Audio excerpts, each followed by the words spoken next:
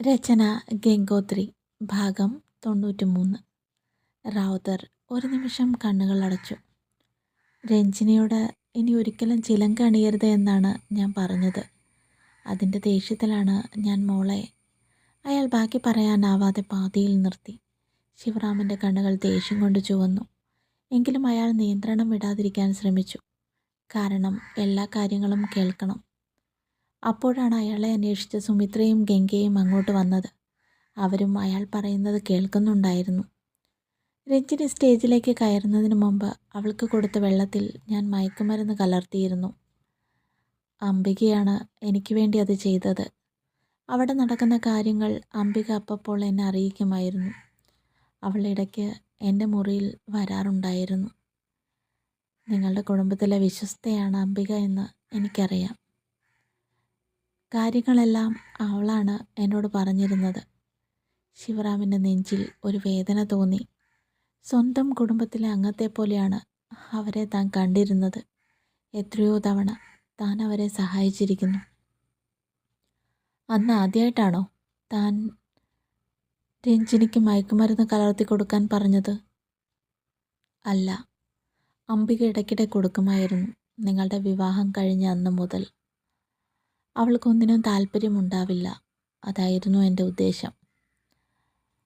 ആ പഴയ കാര്യങ്ങൾ ശിവറാം ഓർത്തെടുത്തു. അവൾക്കെന്നും തലവേദനയായിരുന്നു. പോരെങ്കിൽ ക്ഷീണവും. പല ഡോക്ടർമാരെയും കാണിച്ചു. ആർക്കും അവളുടെ അസുഖം കണ്ടുപിടിക്കാൻ സാധിച്ചില്ല. തൻ്റെ കൂടെ കിടക്കാൻ പോലും അവൾക്ക് മടിയായിരുന്നു. താൻ ആരോടും ഇതൊന്നും പറഞ്ഞിട്ടില്ല. അയാൾക്ക് എന്തോ ഒരു വല്ലായ്ക തോന്നി. തൻ്റെ രഞ്ജിനിയെ അങ്ങനെയൊക്കെ ആക്കിയത് ആ സ്ത്രീയാണ്. റാവുത്തറിനേക്കാൾ ദേഷ്യം ഇപ്പോൾ ശിവറാമിന് തോന്നിയത് അംബികയോടായിരുന്നു. സ്റ്റേജിൽ വെച്ച് നൃത്തം ചെയ്യുന്നതിനിടയിൽ അവൾ കുഴഞ്ഞു വീഴുമെന്നാണ് ഞാൻ വിചാരിച്ചിരുന്നത്. പക്ഷേ അവളത് പൂർത്തിയാക്കിയതിന് ശേഷമാണ് വീണത്. അന്ന് രഞ്ജിനിയുമായി ആശുപത്രിയിലേക്ക് പോയപ്പോൾ അതിൻ്റെ പിന്നാലെ ഞാനും ഉണ്ടായിരുന്നു.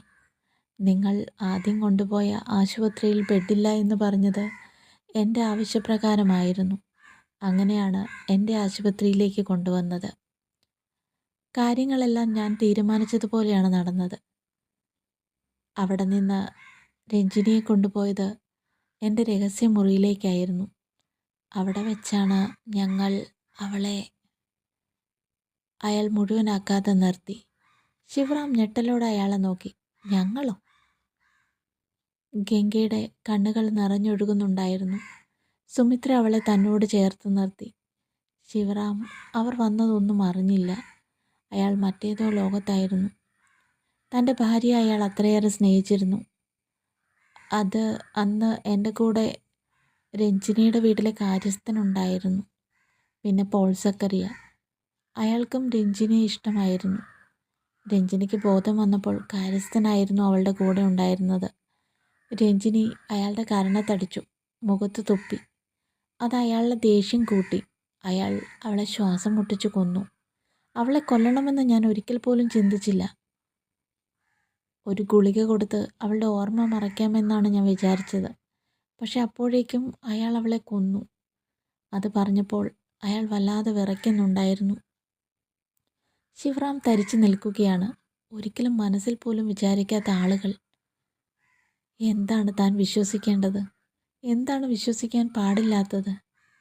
തൻ്റെ രഞ്ജിനി അവർ 3 പേരും ചേർന്നാണ്. ശിവറാം ഒരാളെ അരികിലേക്ക് വിളിച്ചു. എബിക്ക് കൊടുത്ത മരുന്ന് അയാൾക്കും കൊടുക്കാൻ പറഞ്ഞു. വിടുന്നതിന് മുമ്പ് കയ്യും കാലും തല്ലി ഒടിച്ചേക്കണം. ഇനി ഒരിക്കലും എഴുന്നേറ്റ് നടക്കരുത്. അപ്പോഴേക്കും ശിവറാം ഗംഗയെയും സുമിത്രയെയും കണ്ടു. മകളുടെ അവസ്ഥ അറിയാവുന്ന ശിവറാം അവളുടെ അടുത്തേക്ക് ചെന്നു. സുമിത്ര അവളെ ചേർത്ത് പിടിച്ചിട്ടുണ്ടായിരുന്നു.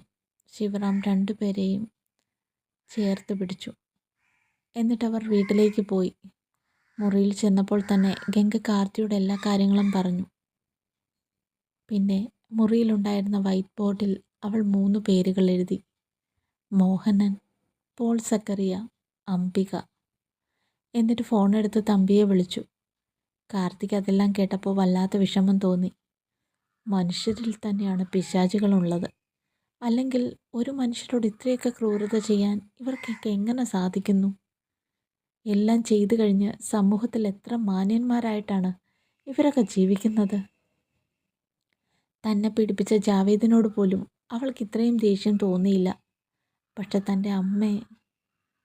അതേസമയം ശിവറാമും സുമിത്രയും കൂടി ബാക്കിയുള്ളവരോട് ഈ കഥകളെല്ലാം പറയുകയായിരുന്നു. വിഷ്ണു കൈമുഷ്ടി ചുരുട്ടി ഭിത്തിയിൽ ആഞ്ഞടിച്ചു.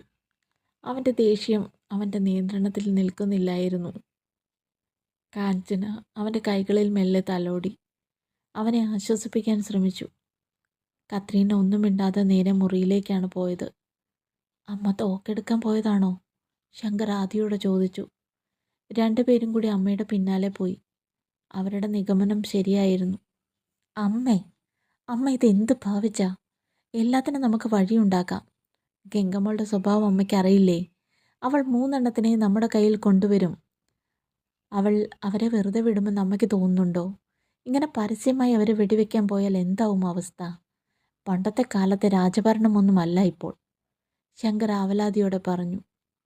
എനിക്കവൻ്റെ നെഞ്ചു നോക്കി വെടിവെക്കാൻ ഒരു ഭരണത്തിൻ്റെയും കൂട്ടുവേണ്ട. അന്തസ്സായി ജയിലിൽ പോയി കിടക്കും ഞാൻ. അതിനുള്ള ധൈര്യം ഈ കത്രീനയ്ക്കുണ്ട്. മാറി നിൽക്കട അങ്ങോട്ട്. കത്രീന അവരെ തള്ളി മാറ്റി പുറത്തേക്ക് പോയി. അവർ താഴെ എത്തിയപ്പോഴാണ് പിന്നിൽ നിന്നൊരു വിളി കേട്ടത്.